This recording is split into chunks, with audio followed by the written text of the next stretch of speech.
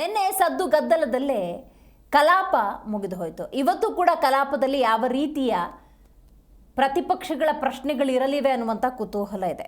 ನಿನ್ನೆ ಸದ್ದು ಗದ್ದಲದ ನಡುವೆ ಸದನದ ಒಳಗೂ ಹೊರಗೂ ಪ್ರತಿಭಟನೆಯ ಕಾವು ಅನ್ನೋದು ಹೆಚ್ಚಾಗಿತ್ತು. ಹೀಗಾಗಿ ಸಂಸತ್ ಉಭಯ ಸದನ ಕಲಾಪ ಕಾವೇರಿತ್ತು.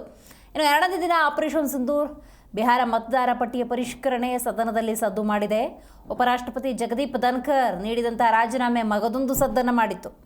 ಇನ್ನು ಆಪರೇಷನ್ ಸಿಂಧೂರ್ ಬಿಹಾರ ವಿಶೇಷ ಮತದಾರ ಪಟ್ಟಿ ಪರಿಷ್ಕರಣೆ ಬಗ್ಗೆ ಚರ್ಚೆಗೆ ಅವಕಾಶವನ್ನು ನೀಡುವಂತೆ ಸಂಸತ್ತಿನ ಉಭಯ ಸದನಗಳಲ್ಲಿ ಪ್ರತಿಪಕ್ಷಗಳು ಪಟ್ಟು ಹಿಡಿದಿದ್ವು. ಈ ಹಿನ್ನೆಲೆಯಲ್ಲಿ ಆಡಳಿತ ಮತ್ತು ಪ್ರತಿಪಕ್ಷಗಳ ನಡುವೆ ಕೋಲಾಹಲದಿಂದ ಎರಡನೇ ದಿನದ ಕಲಾಪ ವ್ಯರ್ಥವಾಗೋಯಿತು.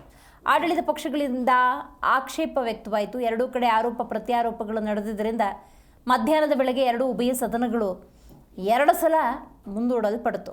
ಉಪರಾಷ್ಟ್ರಪತಿ ಜಗದೀಪ್ ಧನ್ಕರ್ ಸ್ಥಾನಕ್ಕೆ ರಾಜೀನಾಮೆ ನೀಡಿರುವ ಹಿನ್ನೆಲೆಯಲ್ಲಿ ಸದನಕ್ಕೆ ಹಾಜರಾಗಿರಲಿಲ್ಲ. ಹೀಗಾಗಿ ಉಪಸಭಾಪತಿ ಹರಿವಂಶ್ ಅವರ ಕಲಾಪ ಆರಂಭ ಆಗ್ತಾ ಇದ್ದಂತೆಯೇ ಕಾಂಗ್ರೆಸ್ ಸೇರಿದ ಹಾಗೆ ಇತರ ವಿರೋಧ ಪಕ್ಷಗಳ ಸದಸ್ಯರು ಏಕಾಏಕಿ ಸಭಾಪತಿಗಳು ತಮ್ಮ ಸ್ಥಾನಕ್ಕೆ ರಾಜೀನಾಮೆ ನೀಡಿರುವ ವಿಷಯವನ್ನು ಕೇಂದ್ರ ಸರ್ಕಾರ ಸದನಕ್ಕೆ ತಿಳಿಸಬೇಕು ಅಂತ ಪಟ್ಟು ಹಿಡಿದ್ರು. ಜಗದೀಪ್ ಧನ್ಕರ್ ರಾಜೀನಾಮೆ ಸೇರಿದಂತೆ ಹಲವು ವಿಚಾರಗಳು ಸದನದಲ್ಲಿ ಗದ್ದಲವನ್ನು ಎಬ್ಬಿಸಿದ್ವು. ಮೂರನೇ ದಿನ ಮತ್ತೆ ವಿಪಕ್ಷಗಳು ಪಟ್ಟನ್ನು ಮುಂದುವರಿಸಲಿದ್ದಾವೆ ಅಂತ ಹೇಳಲಾಗ್ತಾ ಇದೆ. ಹಾಗಾಗಿ ಕಲಾಪ ಮತ್ತಷ್ಟು ಕಾವೇರುವುದು ನಿಶ್ಚಿತ.